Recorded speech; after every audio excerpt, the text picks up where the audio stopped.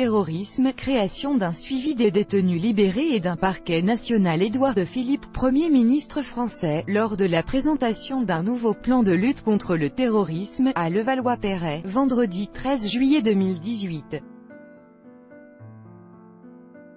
Gérard Julien, AFP. Le Premier ministre français Édouard Philippe a annoncé ce vendredi la création d'une « cellule spécifique » afin de suivre, à leur sortie de prison, les détenus terroristes ou radicalisés, un suivi devenu l'un des défis de la lutte antiterroriste en France.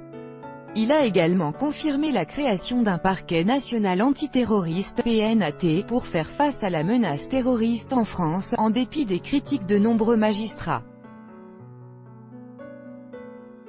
Le suivi des détenus terroristes ou radicalisés après leur libération et la mise en place d'un parquet national antiterroriste ont été au cœur du nouveau plan de lutte contre le terrorisme dévoilé ce vendredi 13 juillet par Édouard Philippe, lors d'un discours au siège de la Direction générale de la sécurité intérieure, DGSI, en banlieue parisienne.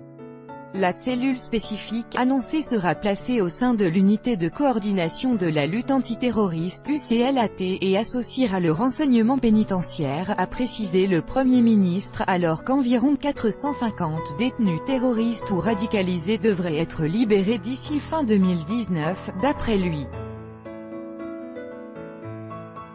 Certains détenus représentent encore une menace, même à l'issue de leur incarcération, et doivent donc faire l'objet d'un suivi renforcé. Édouard Philippe, Premier ministre français, 13/7/2018 par Pierre Olivier. Écoutez, le chef du gouvernement a également annoncé un renforcement du suivi des personnes placées sous contrôle judiciaire, et un recours facilité à l'assignation à résidence sous surveillance électronique mobile, c'est-à-dire l'utilisation du bracelet électronique.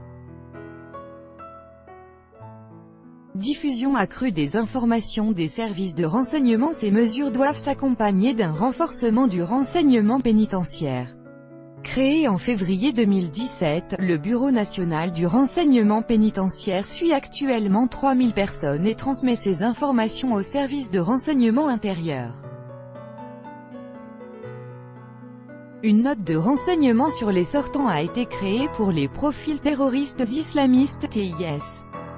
Par ailleurs, le non-respect du contrôle judiciaire par les personnes mises en examen pour fait de terrorisme doit entraîner une réponse judiciaire systématique, a ajouté Édouard Philippe. Il entend dans ce but, sécuriser le partage d'informations en cas d'incident dans le respect des mesures de contrôle judiciaire. Des informations à caractère confidentiel pourront également être communiquées aux maires dans le cadre de la lutte antiterroriste, même si les édiles n'auront pas un accès libre aux fichiers.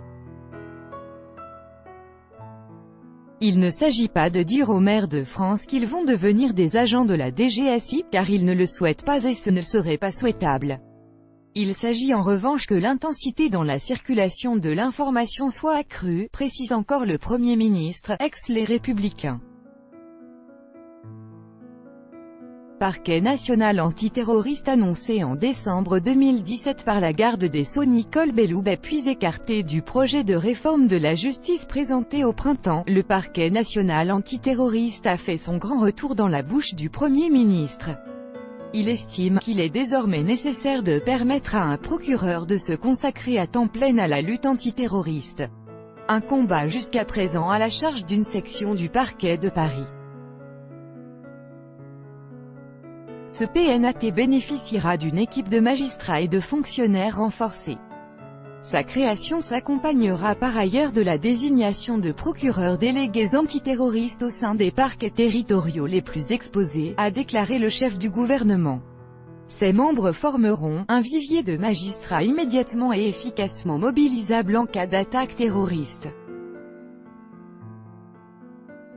C'est donc un véritable maillage territorial antiterroriste au niveau judiciaire que nous allons créer, a-t-il insisté. Un projet de réforme déjà sous le feu des critiques des principaux syndicats de magistrats et de Catherine Champrenault, procureure générale de Paris. Selon eux, le fonctionnement actuel permet de mobiliser d'importants effectifs dans la foulée d'un attentat et de conserver une vision globale de délinquance, du voleur de poule au terrorisme. Pour mémoire, nos observations présentées à l'époque devant la chancellerie, parquet national antiterroriste, le même en moins bien, https://ect.co/m3ul5h27 psmagistrature, @magistrature, 13 juillet 2018, avec agence.